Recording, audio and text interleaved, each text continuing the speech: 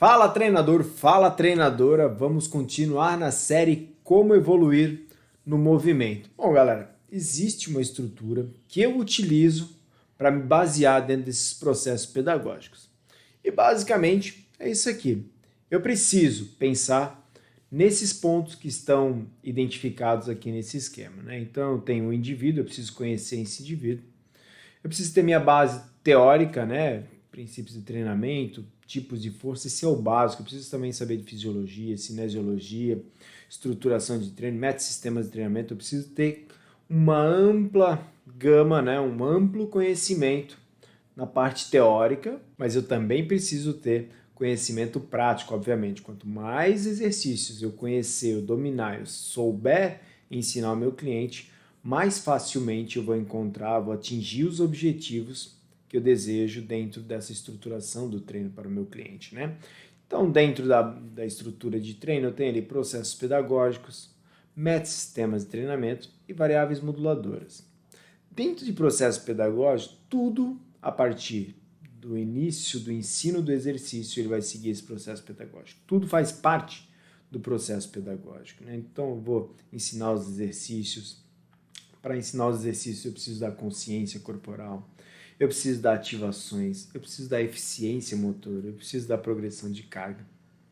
Não foi à toa que eu coloquei como progressão de carga o último tópico, porque antes de eu pensar em aumentar a complexidade, aumentar a quilagem na execução desse exercício, eu preciso ter todos os itens anteriores. Né? Eu preciso ter consciência corporal, eu preciso ter ativações, eu preciso ter eficiência motora, para depois pensar em uma progressão de carga. E lembrando, progressão de carga não é só aumento de quilagem. Tem muitas formas de se aumentar a carga do treino do nosso cliente. E a gente vai ver isso mais adiante. Então, eu preciso ter ciência dos princípios do treinamento esportivo, passar rapidamente. Então, eu tenho o princípio da individualidade biológica, cada ser humano é único. O princípio da adaptação, que está intimamente ligado ao fenômeno do estresse, ou seja, a quebra da homeostase. O princípio da sobrecarga, que é o equilíbrio entre a carga aplicada e o tempo de recuperação.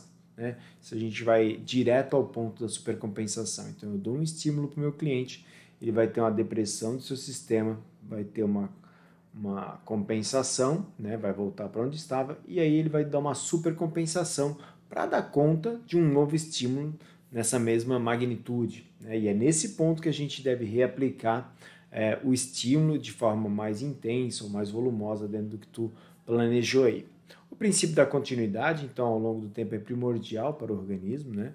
Progressivamente se adaptar a esse estímulo. Não adianta eu treinar uma semana para duas, treinar mais uma para duas, aquele cliente que treina um mês viaja 15 dias e aí ele perde todo aquele mês que ele fez anteriormente. Isso é diferente de um cliente que treinou um ano com você, parou 15 dias, a perda dele vai ser mínima porque ele tem essa continuidade, né?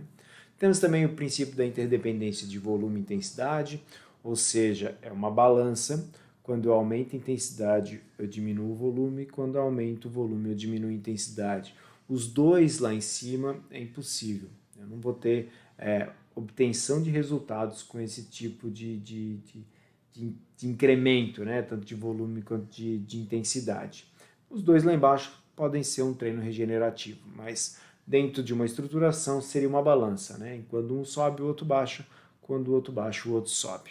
Princípio da especificidade, o treinamento deve ser montado sobre os requisitos específicos do objetivo final do treinamento. Então, se eu tenho um objetivo lá no final da minha periodização, da montagem dos treinos para o meu cliente, todos os treinos têm que estar associados. Né? Por exemplo, uma pessoa que vem buscar um emagrecimento, né? Não é que eu tenha que dar emagrecimento desde o primeiro treino, mas o objetivo do primeiro treino já tem que estar associado ao objetivo final, que é o emagrecimento. Né? Um exemplo, chega uma pessoa com pouca força muscular para você, né? Baixa massa muscular, baixa muscularidade. Né?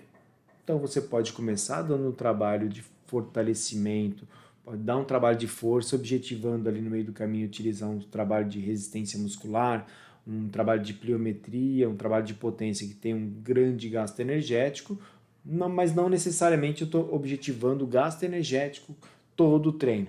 Né? Mas a base mesmo que seja diferente do objetivo final, ela está linkada ao objetivo final. Princípio da conscientização. O indivíduo deve compreender a estrutura e elementos envolvidos em toda a sua preparação. Então, esse princípio, embora ele não seja muito falado, para mim é um dos princípios mais importantes. Você conscientizar o seu cliente do porquê que ele está fazendo tantas séries, do porquê que ele tem que fazer o máximo que ele conseguir com aquela carga que você definir. Quer ver um exemplo? Eu estruturei um treino, né, para os meus clientes e eu falei, fulano, pega uma bola de 15 libras. Né, você vai fazer 50 lançamentos dessa bola de 15 libras na parede. E aí o indivíduo falou assim, mas eu quero pegar de 25. Eu falei, você não vai conseguir fazer o que eu quero com a bola de 25. Você vai conseguir, porque o que eu quero que você faça 50 lançamentos no menor fracionamento possível. Se possível, que você faça 50 lançamentos seguidos. Mas o indivíduo insistiu em pegar a bola de 25. O que aconteceu? Ele fez 5 séries de 10. E não era o objetivo do meu cliente. E não era o objetivo do meu treino. O objetivo do meu treino é que ele fizesse uma menor parcelamento, ou seja, trabalhasse em RML, resistência muscular localizada, né, com um grande volume de repetição.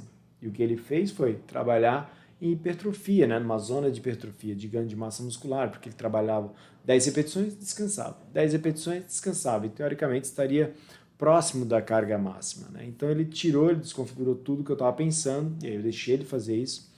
Eu falei para ele no final, viu por que eu falei para você utilizar 15 libras? Porque assim você conseguiria fazer direto.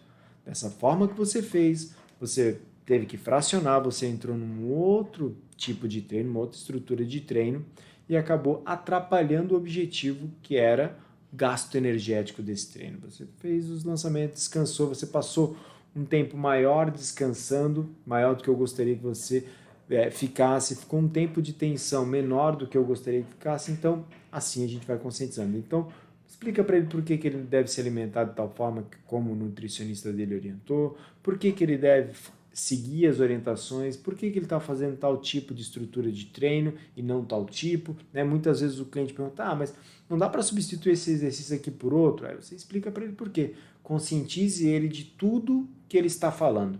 Isso vai facilitar bastante a obtenção dos resultados. Então, esses são os princípios do treinamento esportivo.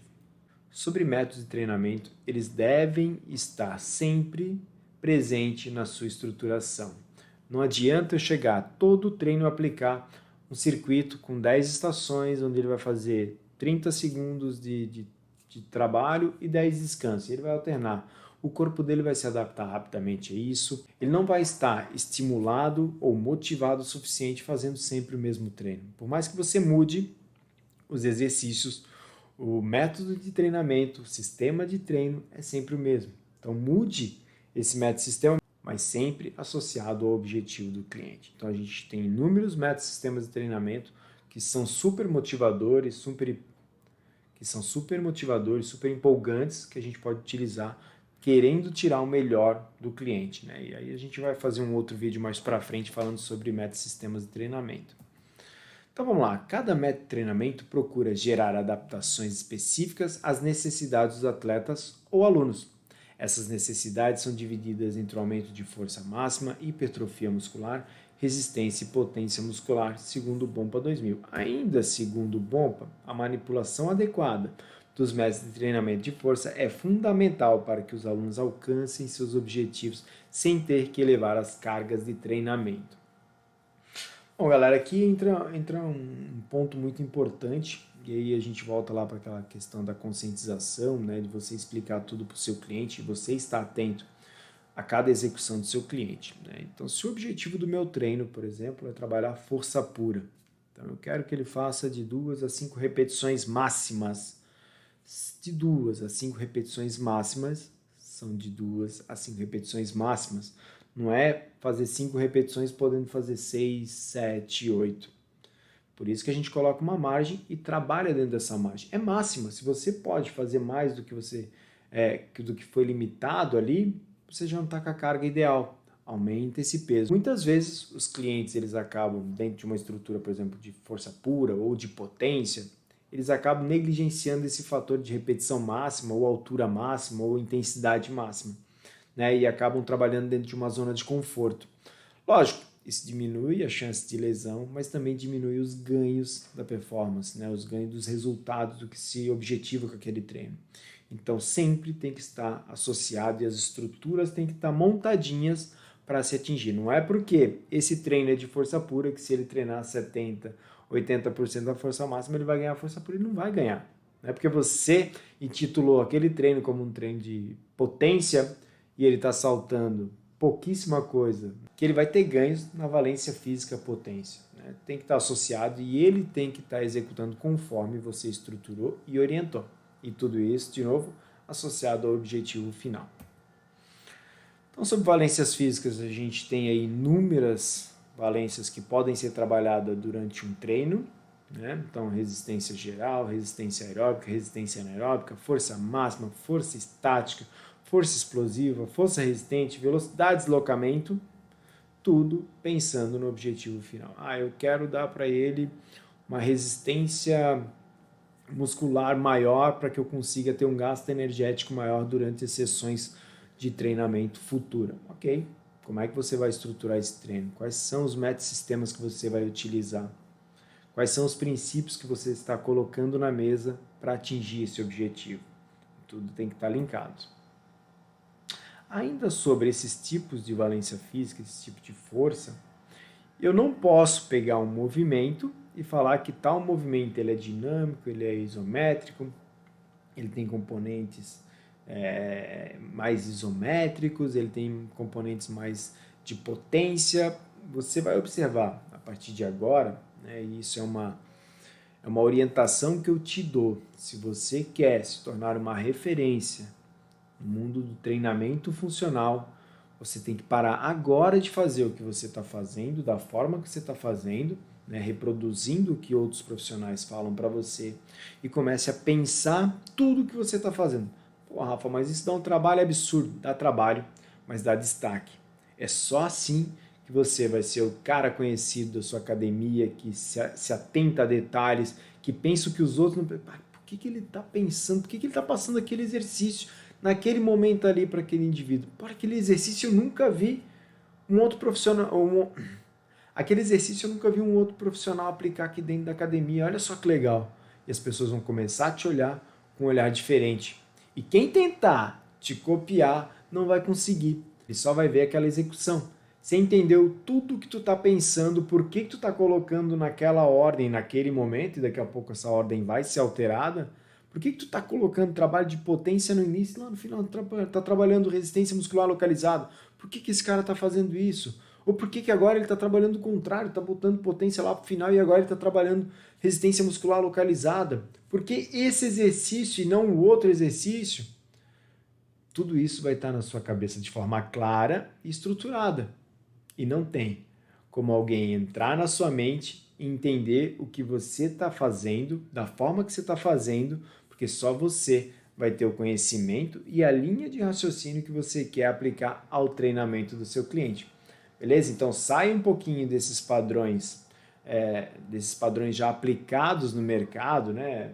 Os HIITs, não estou falando mal de HIIT, né? Mas muita gente só aplica HIIT, ou só circuito, treinamento em circuito, ou só comece a trabalhar variações de estímulos para ter mais resultados entregue ao seu cliente por meio dos seus treinos estruturados de uma forma bem pensada, de uma forma bem elaborada dentro de tudo que a gente está falando até agora, né? Pensando pontos teóricos, pontos práticos, pensando em valências físicas, pensando em métodos e sistemas de treinamento, pensando em princípios do treinamento esportivo.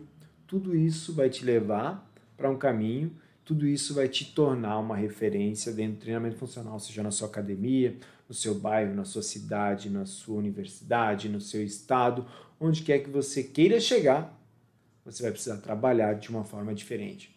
Por que fazer circuito, fazer HIIT, agachamento abdominal remador, salto no caixote, batida de corda? Gente, isso aí todo mundo faz. Não é um equipamento que vai te fazer diferente, não é a quantidade não é a quantidade de peso que você tem disponível, não é a quantidade de equipamentos que você tem disponível, né? Não é o ar-condicionado da sua academia, não é a fachada da academia onde você está. É o serviço que você entrega, é o conhecimento que você entrega que vai te colocar num lugar diferente do que você está hoje. Vai fazer você receber o que você acha justo pelo que você está entregando. E não perder cliente porque ali na frente tem uma academia que cobra menos. Ou perder cliente para uma academia que é mais próximo da casa do seu cliente, que está saindo da sua academia, está saindo das suas mãos, para trabalhar numa outra, para treinar numa outra por ser mais próximo, por ser mais barata, qualquer coisa. Ele pode até sair, mas se você estiver aplicando o melhor treino para ele, um treino pensado, estruturado para ele, com certeza, se ele for, ele vai voltar rapidamente, tá bom? Então eu entrei nesse assunto, né, de se tornar uma referência, de sair da curva, de sair da caixa, por essas questões. São nesses detalhes que você vai se tornar essa referência que você tanto quer. Se eu apresentar esse exercício aqui para qualquer profissional, você vai começar a pensar diferente a partir de agora. Se eu apresentar esse exercício para qualquer profissional e perguntar, tá, esse exercício ele é dinâmico, ele é isométrico, ele é de potência, ele é de RML, o que ele é? Bom, depende do que você está falando. Se eu colocar a pessoa para fazer 50 movimentos desse daqui, de forma contínua, ele vai se tornar um exercício de RML. Se eu colocar muita carga aqui, ele vai se tornar um exercício de força de resistência, aí vai depender da carga e da quantidade de repetições máxima que o indivíduo vai conseguir executar com essa carga, né? Então, isso é uma resposta. Mas eu vou mais adiante. Ele é dinâmico ou ele é isométrico? Ele é de potência? Ele é estabilizador? O que ele é? Bom, aí também é uma outra questão que vai depender. Depende de qual grupamento ou de qual articulação que você está falando. Por exemplo, nesse mesmo movimento, vou mostrar aqui, ó. Então, eu tenho o glúteo. Pense aqui no glúteo máximo, glúteo médio. Então, começa de forma lenta e a partir do ângulo de performance, o ângulo de performance, caso você não tenha ouvido falar essa expressão ainda, é o ponto onde você consegue gerar maior tensão, maior velocidade, maior o que você queira gerar, né? Por exemplo, se eu estou fazendo um trabalho de força, vai ter os ângulos onde eu vou conseguir gerar mais força, e vai ter os ângulos críticos, onde você não vai conseguir gerar tanta força. Velocidade, potência da mesma forma, vai ter os ângulos que você vai ser favorita. Vão ter ângulos que você vai ter uma facilidade ou você vai estar em vantagem mecânica para ter o ganho de velocidade ou ganho de força. Então, ângulo de performance é onde você consegue ter uma vantagem mecânica te dando maior velocidade, maior força. É uma vantagem que você tem diante de todo o movimento. Tem os ângulos críticos, onde você tem essa desvantagem, e tem os ângulos de performance, que é o ângulo onde você vai conseguir imprimir essa potência maior ou essa força maior. Então, no deadlift high pull, que é esse movimento que eu estou apresentando para vocês, então eu tenho um terra sumô, né? Tenho terra sumô com high pull, que é uma remada alta, né? Então, nos primeiros ângulos, pensando só em membros inferiores, olha só, eu tenho um movimento de uma velocidade normal, né, uma velocidade média, e nos últimos movimentos, um pouquinho antes do que está isso aqui, ó, aqui ó, onde os braços vão começar a ser flexionados, e tem um porquê desse braço estar sendo começar a ser flexionado nesse momento, eu tenho um ganho de vantagem mecânica aqui. Então, aqui eu consigo ter uma potência. Então, num primeiro momento, a musculatura, vamos pensar em glúteo máximo ou quadríceps, pense na articulação ou na musculatura que você quiser. Então, num primeiro momento, nos primeiros ângulos, então, do ângulo final até esse ângulo, ele tem uma desvantagem. Não é o melhor ponto para ele ter um ganho de velocidade, certo? A partir daqui, então até aqui ele tem uma velocidade constante. Então é um trabalho de RML ou de força. A partir daqui que ele tem uma vantagem mecânica, né, ou seja, um ponto de performance dele, a partir daqui ele pode acelerar o movimento. Para quê?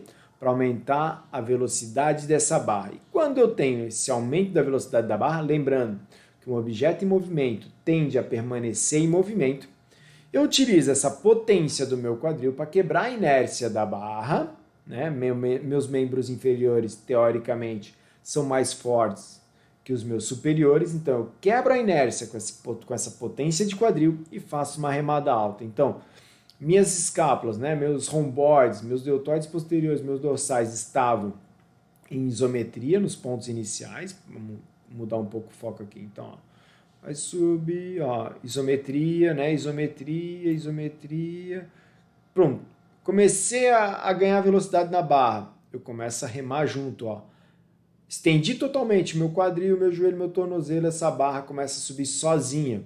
Porque um objeto em movimento tende a permanecer em movimento. E aí os meus braços entram em ação para fazer essa puxada, usando já essa velocidade da barra, né? Usando essa velocidade da barra já quebrada, a inércia quebrada pelos membros inferiores, para fazer essa remada alta. Então, vamos lá, de novo. Então, membros inferiores, vamos pensar aqui que eles estavam numa contração contínua, numa velocidade média, até um ponto. Depois de um outro ponto, ela começou a trabalhar de forma potente, ou seja, entrou numa potência. Então, determinados ângulos trabalham num tipo de valência física, num outro ângulo, outra valência física. E aí, da mesma forma, membros superiores, cintura escapular. Então, a musculatura que estava, por exemplo, nesse momento, estabilizando, né, mantendo o alinhamento, né, para o ombro não projetar à frente, para não ter perda da coluna torácica, cervical, nesse momento eles estão isométricos, estabilizando, pronto, se tornaram dinâmicos motores primários para trazer essa barra para cima. E aí eu desço, ó, mudei já o sentido. Então, aqui, nesse momento que os braços se tornaram dinâmicos, olha quem se tornou isométrico. Glúteo médio, máximo, quadríceps, para manter essa postura, né? O core, sempre o core vai estar ativado, sempre contraído para manter essa postura, para evitar que tenha perda da postura. Então, fez a contração, remou, vai descer e desce. Então, há uma constante alternância entre grupamentos que estão de forma isométrica e grupamentos que estão de forma dinâmica. E isso se alterna no decorrer do movimento. Movimento funcional é isso, né? Não é um movimento isolado, uma extensão, uma cadeira extensora, uma extensão de joelho, por exemplo, que eu consigo identificar de forma mais fácil. No treinamento funcional, isso é muito mais abrangente, isso é muito mais complexo do que movimentos isolados, por exemplo, um supino que eu faço deitado sem a necessidade de ativar determinadas musculaturas, ou um supino na máquina, ou uma puxada alta na barra, na polia, por exemplo. Aqui não. Aqui o corpo está em movimento, o peso é livre, e eu tenho associações de movimento, como é o caso desse aqui. Eu tenho um squat sumô, um agachamento sumô, com uma remada alta. Tá, Rafa, mas então eu posso então fazer um agachamento sumô e depois uma remada alta, né? Um high pull.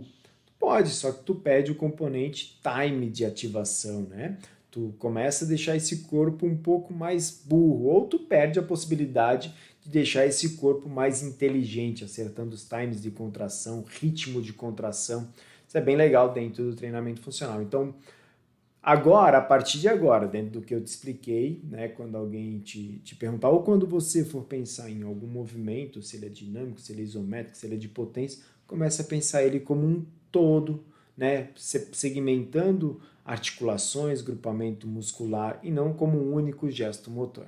Tá bom? Então vamos agora, entendido tudo isso que foi falado, vamos agora falar do processo pedagógico, tudo que eu tenho que passar para o meu cliente para que ele tenha condições de fazer esse movimento aqui, né, o deadlift high pull, né, deadlift sumo high pull, de forma segura e eficiente e que ele consiga progredir, porque esse exercício, nesse momento, ele é o principal, ele é o objetivo final, né? Digamos que agora eu quero ensinar o deadlift high pull. Nesse momento, ele é o objetivo final. Só que mais adiante, ele vai ser um movimento base para um movimento mais complexo. Então, se eu quiser trabalhar lá os LPOs, eu tenho do deadlift high pull, eu já tenho movimentos base bem consolidados para me levar para um LPO, que são movimentos mais complexos e que utilizam padrões muito próximos deles. Consegue entender? Então, um exercício tem que estar associado ao outro. Não tem como eu chegar lá nos LPOs sem ter um bom high pull, por exemplo, que lá dentro do processo de ensino dos movimentos olímpicos, né, dos LPOs, eu vou ter também os educativos de puxada alta, puxada à força, e esses são educativos e esses são exercícios que podem te auxiliar naquele processo, tá bom? Então vamos lá, peito. Então, lembrando, o processo, ele é um processo contínuo, então sempre vou ter que estar pensando no indivíduo hoje, naquele momento, né? Suas capacidades físicas, seu estado morfológico, quais são as experiências motoras, isso foi o que eu acabei de falar. Então, ele pode nunca ter feito um deadlift high pull, mas ele tem que ter tido pelo menos um terra sumô, ou eu vou ter que começar a ensinar o terra sumô, depois o high pull, para depois ensinar o deadlift high pull, né? Mas se eu estou com o objetivo de ensinar o deadlift high pull, eu tenho que ter as bases já bem estruturadas, que são as experiências motoras, né? Ah, Rafa, ele tem uma limitação, uma dor no ombro muito forte. Então, será que essa limitação vai permitir que eu faça um high pull que tem uma exigência articular, em especial de ombro, muito grande? Tem que pensar nisso. Aí o objetivo dele, né? Então, o objetivo está aqui, ó, sempre no final, né? E eu preciso pensar também nos processos. Isso aqui ele é constantemente reciclado, constantemente. Pronto, eu ensinei isso, agora vamos ensinar outra coisa. Ele é contínuo. Eu tenho que revisar ele constantemente e passar pelos processos pedagógicos constantemente. Então vamos lá. Os exercícios, consciência corporal, ativação, eficiência motora. Quanto mais complexo o movimento que eu vou apresentar para esse indivíduo, maior consciência ele vai ter que ter, maior ativação ele vai ter que ter, maior eficiência motora. Agora tu imagina um indivíduo que sempre agachou em barra guiada, e eu quero começar a ensinar para ele o deadlift high pull, por exemplo. Será que eu vou conseguir tirar proveito total? Pô, ele já faz agachamento, ele agacha na barra guiada com 120 quilos. Será que esse indivíduo vai conseguir fazer, com esse histórico de movimento, né, de conhecimento motor, de estofo motor, será que com esse estofo que ele tem, né, só agachar em barra guiada ou só no leg press, será que eu vou conseguir colocar esse cara para fazer um deadlift high pull, por exemplo, ou até mesmo deadlift com 80 quilos, só porque ele já consegue fazer nas máquinas ou guiado com mais carga? Não. Provavelmente ele vai ter um desequilíbrio muscular muito grande, porque as máquinas acabam tirando a necessidade de eu ter uma ativação maior dos estabilizadores, por exemplo, né? Pega core, glúteo médio, por exemplo. Não tem tanta exigência numa máquina quanto no livre. Né? Os eretores, uma exigência muito menor. Serrátil, da mesma forma. Então tudo eu tenho que pensar qual é a experiência motora dele, para daí levar ele para ter consciência. Pô, mas será que ele tem consciência para fazer isso? Não, ele não tem. Então vamos dar consciência. Primeiro da consciência, depois das ativações, depois vai tentar entregar esse movimento para ele, e aí dentro da eficiência motora dele, se ele atingir a eficiência que você quer, que você busca, que você julga seguro e necessário para que ele evolua, aí sim você pode progredir. Né? Lembrando que progressão não é só aumento de quilagem. Não é sempre objetivando o objetivo final. Pode ser um tipo de força, uma complexidade motor, um padrão estético. Então, padrões estéticos, vamos aproveitar esse momento aqui para falar um pouco sobre isso. Padrões estéticos, né? Ah, Rafa, eu quero emagrecer, quero emagrecimento, eu quero reduzir meu percentual de gordura. Eu consigo fazer um trabalho de emagrecimento botando esse indivíduo para correr na esteira, pedalar, nadar, eu consigo. Forma bem tranquila quando eu falo só em reduzir peso. Contudo, quando eu falo em eficiência motora, quando eu falo em benefícios do treinamento, esse cara está 1 hora correndo, eu acredito que a partir de agora você também vai entender dessa forma, que essa 1 hora seja melhor gasta. Pô, Rafa, mas tu é contra a corrida? Não, peraí, não estou falando isso. Eu estou falando que nós, educadores físicos, treinadores, que somos referência dentro do treinamento funcional, podemos e devemos entregar muito mais para esse indivíduo do que gasto energético em forma de melhoria no condicionamento cardiovascular e resistência muscular de membros inferiores. Consegue entender? Eu consigo dar esse mesmo gasto energético, às vezes um pouquinho menos, às vezes um pouquinho mais, né, considerando o EPOC, o gasto de energia pós-exercício físico, eu posso entregar muito mais para esse indivíduo do que simplesmente melhora cardiovascular e resistência muscular e gasto energético. Eu posso dar uma melhora de estabilidade articular, eu posso dar mais eficiência motora para ele, eu posso dar melhora para ele quando ele vai subir uma escada, quando ele vai brincar com o filho dele, e mesmo assim ele está emagrecendo, está melhorando o sistema cardiovascular, está aumentando o número de mitocôndrias não só em membros inferiores, mas também em membros superiores, em core, nos eretores, na musculatura estabilizadoras, está aumentando o número de enzimas. Vocês conseguem entender? Por mais que o objetivo dele seja emagrecimento, por exemplo, eu posso atingir esse objetivo de diversas formas.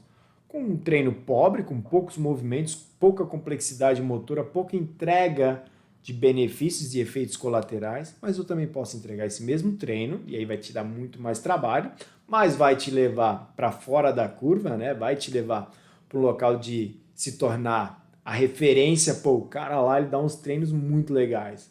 Os alunos dele conseguem fazer handstand, conseguem fazer os levantamentos olímpicos, pô, participam de provas de obstáculo, prova de aventura, fazem tudo, são eficientes. Então você pode entregar de forma pobre, né? Ó, tá aqui, quer gasto energético? Eu vou te dar. Então você vai fazer meia hora de esteira, depois a gente vai para o elíptico e pronto, você está dando gasto energético para ele. Ou não, vem cá, vamos fazer agora esses primeiros 10 minutos a gente vai fazer isso, os outros 15 minutos vão trabalhar uma outra questão, entende? Você consegue estruturar e entregar algo muito maior do que simplesmente gasto energético. Entregue o gasto energético que ele precisa. Para emagrecimento, você vai ter que ter um débito energético, né? Você vai estar devendo energia, porque senão você não vai emagrecer. Mas vai muito além disso, do que eu simplesmente dar gasto energético e ele controla a alimentação dele, e aí ele vai ser aquele falso magro ou aquele magrão flácido, né? Que não é o que ele quer ou a menina quer normalmente quando nos procura. Que é qualidade também, tá bom? Então vamos lá. Qual o processo pedagógico para se ensinar o deadlift high pull? Então vou mostrar de novo o movimento aqui para vocês, ó. Posição de terra sumô, né, joelhos acompanham aí a direção da ponta dos pés, quebro a inércia com potência de quadril, faço uma remada alta, então eu tenho articulação de ombro, de quadril, joelho, tornozelo, cotovelo, punho, tudo sendo exigido. Eu tenho contrações distintas, em intensidades distintas, com necessidades distintas. E isso, para eu ensinar isso, eu tenho algumas coisas que eu preciso entregar antes para o meu cliente, para depois levar ele para isso. Mas, gente, cada exercício que eu ensinar para o meu cliente é um novo ingrediente que eu vou ter para utilizar nessa receita para entregar o objetivo dele no final. Consegue entender? Então vamos lá, o seu cliente consegue fazer 20 movimentos. E aí, dentro desses 20 movimentos, você estrutura os treinos dele. Você vai lá montar o treino A, B, C, certo? Com 20 exercícios. Dá para montar legal. Mas daqui a pouco é pouco, daqui a pouco começa a se tornar repetitivo. E não é legal o treino repetitivo para o cliente. Porque ele chega lá já sabendo, vou fazer isso, então vou dar uma segurada aqui, porque depois ele vai me dar aquele outro exercício lá. Ele já começa a dar migué, sabotar, tanto ele mesmo, quanto o treino dele, e te enganar. E não é isso que a gente quer. Então, quanto mais exercício você tiver entregue para esse cliente, então ao invés de 30, de 20, você entrega 20. Então, ao invés de 20 exercícios, seu cliente hoje já sabe 30, a capacidade de você estruturar esses treinos de forma mais diversificada é muito maior. E mais que isso, para você progredir com uma base maior de exercício é ainda mais fácil. Só que isso vai te cobrar trabalho, isso vai te cobrar estudo, isso vai te cobrar prática, né? Porque você precisa também saber fazer esses movimentos para ensinar o seu cliente a fazer. Porque, no mínimo, você vai ter muita dificuldade de ensinar algo que você não conhece. Então, imagina que um advogado ele precisa ler as leis, né? Um engenheiro ele precisa ler a respeito de novos materiais, de resistência de materiais. A gente precisa entender de movimento. A gente precisa fazer o movimento, que é o nosso estudo, para que a gente consiga, dentro da execução que a gente está fazendo, entender, aqui é a minha dificuldade. Talvez seja a mesma dificuldade que o meu cliente vai ter, por exemplo, quando eu vou fazer barra fixa. né? Se você já sabe fazer barra fixa, você sabe onde é que estão os pontos mais críticos da barra fixa, né? Dos pull-ups, né? Mas se você nunca fez, você não sabe nem o processo que deve seguir até lá. Vou usar um exemplo para vocês de quando eu quis aprender a pular corda, né? Eu tinha um colega que ele pulava corda, eu achava maneiro, e aí eu queria aprender a pular corda cruzado. Eu perguntei para ele, fulano, como é que faz o cruzado? Ele disse, é assim. Eu falei, pô, cara, mas eu estou fazendo assim e não está dando. Não, mas faz mais rápido. Então faz mais lento, faz com mais força. Ou seja, ele sabia fazer, mas ele não sabia me ensinar. E aí eu falei assim, não, peraí, eu vou aprender isso aí. Então eu comecei a tentar, começou a sair alguns na sorte, daqui a pouco eu comecei a entender, se eu abrir mais as minhas mãos no cruzado, eu tenho mais chance de passar entre as cordas. E eu comecei a ver esse processo de forma mais clara, porque eu treinei e eu aprendi.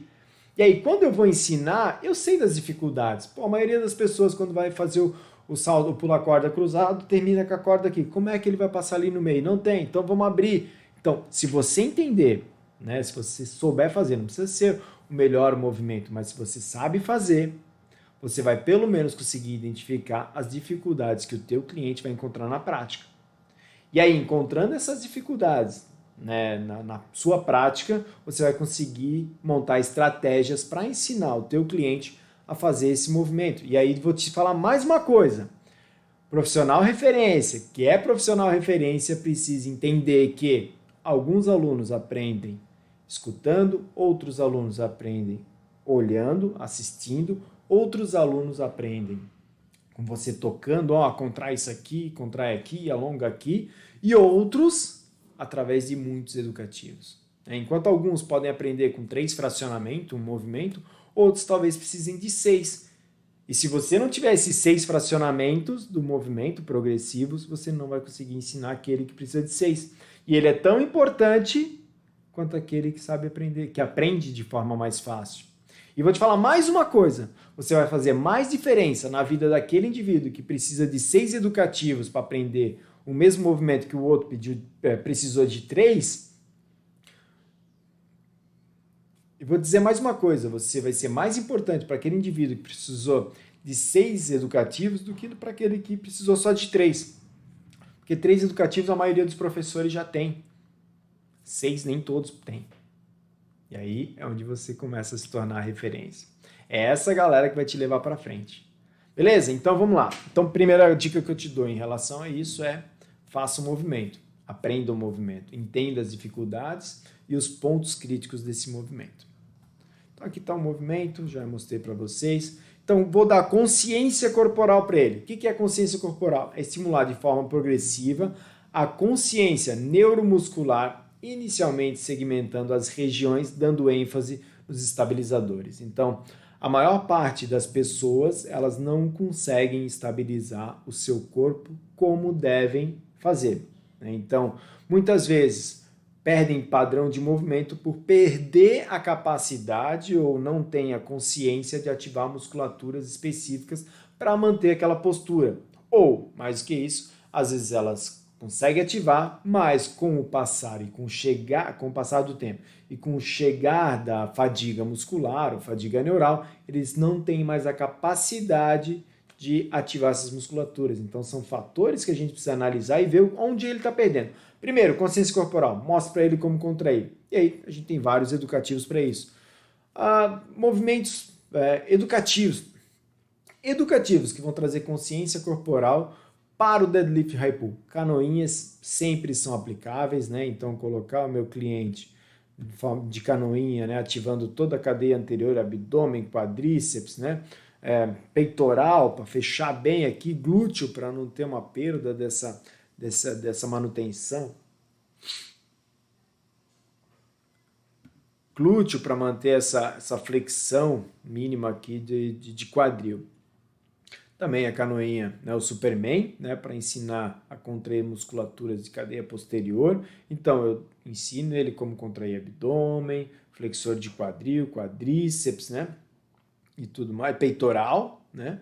E também ensino ele a contrair os eretores, romboides, glúteo, flexores de extensores de quadril, perdão, né. Tudo isso eu vou dando experiência para ele. Aí quando ele vai lá fazer um movimento, ele perde a postura. Fala, lembra do Superman? Então, é aquela postura, aquela postura. Quanto mais você aplicar para ele, mais consciência ele vai ter. Não é aplicar uma vez na vida ou tá na morte. Não, gente.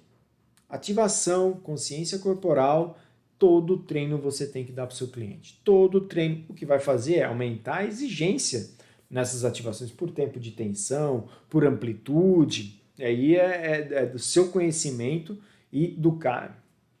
Aí é do seu conhecimento, né, de causa, né, ou seja, do indivíduo que está na tua frente e do que ele precisa melhorar, ok? Um outro educativo bacana que eu tenho aqui para apresentar para vocês é o bastão com 3 contatos, né? Então eu vou botar esse bastão nas costas dele para quê? Para dar consciência de manutenção da postura. Então, contato em cóccix, torácica e cabeça. Então, se eu baixar a cabeça aqui, eu vou ter perda de um desses contatos. Se eu levantar a cabeça, eu vou perder o contato na parte entre as escápulas. Se eu ter uma retroversão, eu vou ter perda do contato desse bastão. Então, eu sou obrigado a ter 3 contatos com o bastão. Se eu levantar a cabeça, eu perco no meio das costas, né, no meio das escápulas. Se eu baixar a cabeça, eu perco da cabeça. Se eu tiver uma cifose torácica, eu posso ter perda da cabeça ou da lombar, ou das duas. Se eu tiver uma retroversão, eu vou perder da lombar. Se eu tiver uma hiperlordose, que também é algo que a gente não busca, eu posso ter perda entre as escápulas. Então, são ótimos educativos para dar consciência, né, de ativação e de postura. Exercício base. Iniciar com movimentos básicos. Então, se eu vou ensinar um movimento complexo, eu preciso fracionar ele. E eu fraciono ele em movimentos mais simples. Porções, parcelas de movimento. Então, iniciar com movimentos básicos, não complexos, com padrões isolados de movimento, buscando a adaptação do cliente ao movimento livre. Sempre que necessário, parcelar o movimento, quanto mais complexo, mais fracionado. Então, uma coisa é eu ensinar um overhead squat, que é um agachamento com a barra acima da cabeça, né? Vou botar a barra em cima da cabeça, não tem o movimento de membros superiores, né? Somente de membros inferiores e tem toda a base, o core, também de forma isométrica. Então, uma coisa é isso. O que eu vou ter que ensinar ele? Ativação, né? Fazer só esse movimento, para lá embaixo, faz, ativa. Então, eu vou ter que dar esse tipo de fracionamento para ele. Agora, se eu for dar um deslize, por exemplo, que é onde eu tiro a barra das costas, né? E eu caio num overhead, ou seja, eu tenho um trabalho de potência, tanto de membros superiores quanto de membros inferiores, um trabalho de pliometria, porque eu vou chegar em contato muito rápido com o solo, então meu parcelamento é outro. Então, dependendo do exercício, vou ter que dar mais ou menos fracionamento. E mais do que isso, dependendo do cliente, eu vou ter que dar mais ou menos fracionamento. Não existe uma regra única, não existe uma receita. Então, as bases para o deadlift high pull, são terra sumo, o agachamento sumô, né? Então tá aqui, ó, de forma livre. Se ele não conseguir fazer esse agachamento, mantendo os joelhos para fora, né? Não tendo retroversão, não mantendo o alinhamento, eu nem posso progredir. Então vou primeiro melhorar, ó, toda a postura dele. Se ele não tiver um padrão que eu desejo para fazer, ele começa a ir para a ponta do pé, tira o peso da parte externa do pé e coloca para a parte interna com retroversão e joelho valgo, para por aí, corrige isso para depois ir para o deadlift high pull. Um outro exercício, obviamente, é o high pull. Então, eu dou esse movimento isolado para ele entender que a barra tem que passar numa determinada distância, eu tenho que manter meu cotovelo mais alto do que a barra, eu tenho que ter determinada mobilidade de punho, quanto mais aberto, menor a exigência de punho, mas maior a exigência de ombro, quanto mais fechado, maior a exigência de punho, mas menor a exigência de ombro, então tudo isso eu vou ter que dar para ele. É a base, eu tenho que explicar para ele, mais do que isso, eu tenho que ensinar esses 2 movimentos isolados. Se eu chegar lá e ensinar o deadlift high pull, ele vai conseguir fazer? Vai, mas o processo é diferente. Então, olha só, para eu ensinar o deadlift high pull, eu já ensinei outros movimentos para ele, começando pelo agachamento sumô e o high pull isolado. Então, eu já não tenho mais um movimento, tem 3. Vamos lá. E mais do que isso, para as ativações, eu também vou ensinar movimentos para ele, ativações específicas. Então, para ensinar a ativar a musculatura de eretores, né, para ensinar a ativação de cadeia posterior, por exemplo, aí eu posso apresentar para ele o educativo Bom Dia, que é esse aqui, ó. Ele faz flexão de quadril, mantém o alinhamento das costas com carga ou sem carga, isso vai depender da capacidade do teu cliente, né? e aí ele vai ter essa contração mantendo a postura. Aqui não dá para ver muito bem por causa da anilha. Outra forma de eu ensinar a ativação para ele de uma musculatura que é muito exigida, que é o glúteo médio, é essa daqui, ó, uma prancha lateral com uma abdução que pode ser dinâmica ou isométrica do meu glúteo, em ângulos específicos. Olha só, meu glúteo médio trabalhando em isometria para manter minha postura, algo que eu também vou utilizar lá na prática, né? Ativações: identificar as principais articulações envolvidas no músculo primário e secundário, musculaturas estabilizadoras, estimulando cada estrutura dentro da sua necessidade, foi o que a gente acabou de ver. Eficiência motora: identificar erros e desequilíbrios em cada fase do ensino do movimento, ou parte dele. Corrigir todos os erros identificados, dando prioridade às que trouxerem maior risco ao praticante, respeitando todas as fases. Então, meu cliente está lá, comecei a ensinar o deadlift high pull para ele, ok, tem 2, 3 falhas na sua execução. Não enche ele de informação. Primeiro, não bota a carga, deixa a carga mais leve, e aí identifique quais são os desvios, os erros na sua execução mais prejudiciais para ele se ele continuar fazendo daquela forma. Corrija aquilo lá. Depois, corrija outro. Conforme você for progredindo, você tirando essas falhas, você vai poder entrar com carga e aí novas falhas vão entrar. E aí você vai as corrigindo conforme a necessidade. Então tem aqui, ó, por exemplo, alguns erros na execução do deadlift high pull. Então, ó, ela pode ter aqui perda das escápulas, né? Pode ter aqui, ó, cuida lombar. Pode ter também, olha só,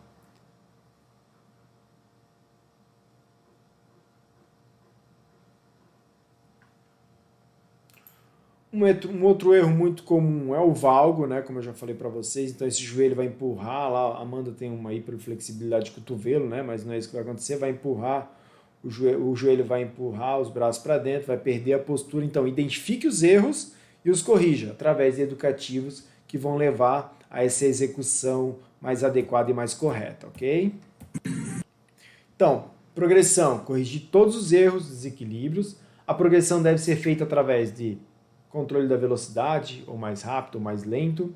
Volume: aumentar o volume, aumentar a amplitude, aumentar a complexidade, ou seja, vou dar exercícios mais complexos, né? No que diz respeito aqui à amplitude, eu posso trabalhar em cima de step, onde eu tenho uma exigência, eu já parto de um déficit de angulação, né? Para depois só pensar em aumentar quilagem. Ainda dentro dos processos pedagógicos do deadlift, eu tenho aqui o terra sumô, aí eu vou dar todos esses processos para ele, né? Então, terra sumô. Depois do terra sumô, posso fazer um sumô com halter, já colocando carga, onde eu consigo ter a passagem dos pesos sem me preocupar com a postura, com o joelho, a barra passando na frente dos joelhos. Aí eu vou para a barra, né? Faço o movimento. Faço o high pull, então eu estou ensinando, olha só, para um movimento, tudo que ele vai ter entregue. Para daí fazer o deadlift high pull, todos eles passando por processos pedagógicos, respeitando e corrigindo os erros de cada um desses movimentos. Todos eles vão ter. Beleza? Então, galera, um último recado. Respeite sempre os processos pedagógicos, atente-se aos detalhes, atente-se aos erros dos seus clientes, corrija para depois pensar em progressão. Ensine movimentos novos aos seus clientes, dê inteligência motora e aumente a sua capacidade de executar novos movimentos. Respeite os processos pedagógicos e entregue movimentos sólidos, seguros e eficientes aos seus clientes. E isso sim vai te tornar uma referência no mundo do treinamento funcional. Um forte abraço e nos vemos no próximo vídeo.